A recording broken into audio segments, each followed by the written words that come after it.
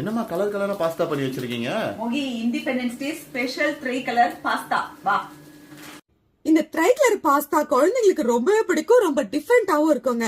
இதுக்கு முதல்ல ஒரு பாத்திரத்துல தண்ணி வச்சு உப்பு போட்டு பாஸ்தாவெல்லாம் வேக வச்சு எடுத்துக்கலாம். அண்ட் முதல்ல நம்ம செய்ய போறது கிரீன் பாஸ்தா.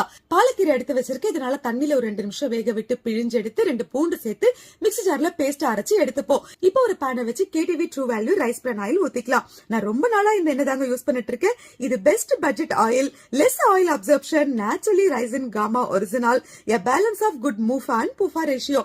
இந்த எண்ணெயை விட்டு சூடானதும் பொடி பொடியா கட் பண்ண பூண்டு, சில்லி பிளேக்ஸ் ரெண்டையும் போட்டு அரைச்சு வச்ச பாலக்கீரையை இதுல ஊத்தி நல்லா கொஞ்சம் சாட்டை பண்ணி எண்ணெய் பிரிஞ்சு வர நேரத்துல பாஸ்தாவை சேர்த்துக்கிட்டு தேவைப்பட்ட கொஞ்சம் உப்பும் போட்டுக்கலாம். அப்படியே சீசனிங் தூவி ஒரு பரட்டி ஃபைனலா செடர் சீஸ் அப்படியே தூவி இன்னும் ஒரு பரட்டினா சும்மா டேஸ்டான ஹெல்தியான கிரீன் பாஸ்தா ரெடி.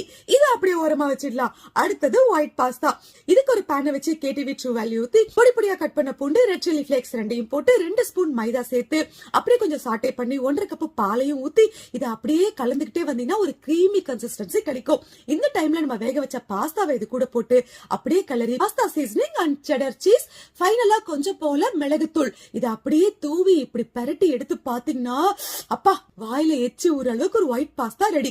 ஃபைனலா ரெட் பாஸ்தா. இதுக்கு ஒரு பேனை வச்சு KTV ட்ரூ வேல்யூ ஊத்தி பொடி பொடியா கட் பண்ண பூண்டு, 2 மிளகா, கட் பண்ணி வச்சு 4 தக்காளி, கூடவே கொஞ்சம் உப்பு, இது எல்லாத்தையும் சேர்த்து நல்லா வதக்கி ஆற வச்சு மிக்ஸி ஜார்ல பேஸ்ட் அரைச்சு எடுத்துக்கலாம்.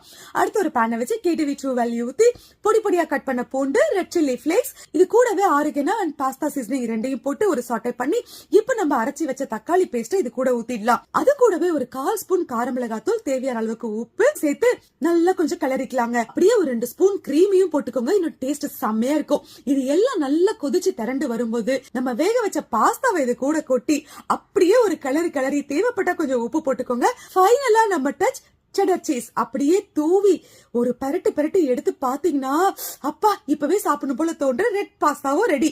இந்த மாதிரி ரெசிபிக்கெல்லாம் இன்ஸ்டாகிராம்ல KTV பேஜை ஃபாலோ பண்ண மறந்துடாதீங்க.